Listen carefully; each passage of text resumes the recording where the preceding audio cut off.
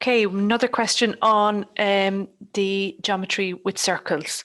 And this one was question 7, 2016. So the points A, B, C, D are shown on the diagram. They are all on the circle K. AB, where's AB, is equal to AD. And I know that from the maths language. Do you see the two ticks? And two ticks here. That means these two lines are equal in length, okay? That's what that maths language means, okay? And then the other piece is telling me BC is equal to DC. So BC is equal to DC, okay?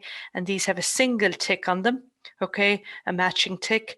So that's the maths language for these two sides are equal, okay? I can also tell that that length is not equal to that length because of the different ticks that's on them. Okay, the size of some of the angles are marked.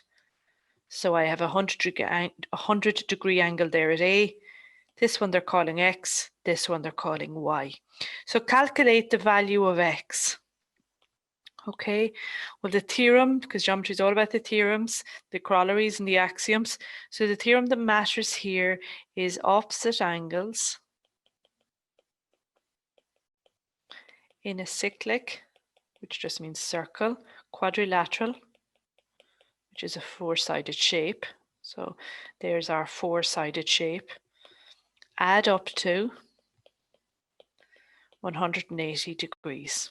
Okay, so opposite angles. Okay, so which means this angle here at A and this angle here at C must add up to 180 degrees. So 100 degrees plus X degrees equals 180 degrees. Okay, so subtract 100 from both sides and you get X is equal to 80 degrees. Okay, so that's your answer for X, 80 degrees. Okay, calculate the value of Y, show all of your working out. Okay, so Y. So I also know that this angle here and this angle here add up to 180 degrees, okay, because they are also opposite angles in a cyclic quadrilateral. Okay, but I don't know in what proportion, okay? So this one could be 100 as well, this one could be 80. This could be 60 and this could be 120. This could be 90 and 90. So I have no idea of the split of the 180 at this point in time, okay? So I'm going to play with this fact that the two sides are equal, okay? Because when they tell you that, okay, if I draw a line here, okay, I have just created two triangles, okay? One here and one here. Okay, and what's special about these two triangles, and it's the reason I split between D and B and not this way, I split it between D and B so that I could set up isosceles triangles. Okay, why?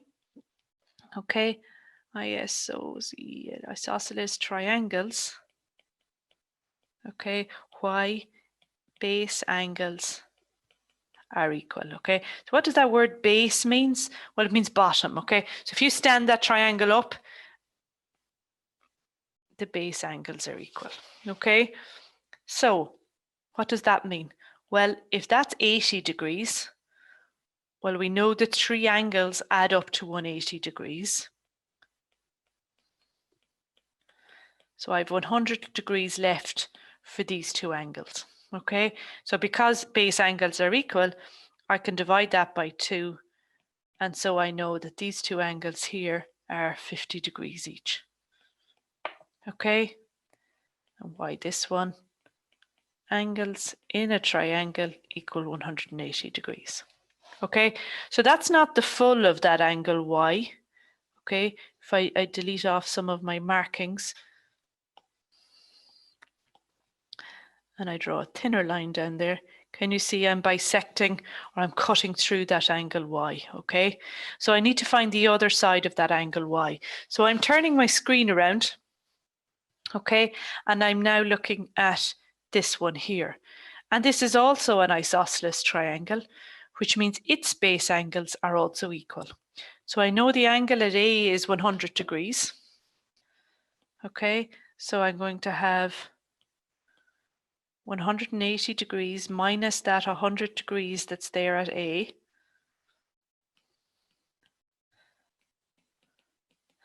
and I'm getting 80 degrees. So I'm going to divide 80 degrees by 2 and I get 40 degrees. Okay, so the other half of this angle is 40 degrees. Okay, therefore the angle Y is equal to the 50 degrees we found from here plus the 40 degrees from here. So it's equal to 90 degrees. Okay, so it just so happens that both of these are 90 degrees. Okay, so that's how you did that particular question.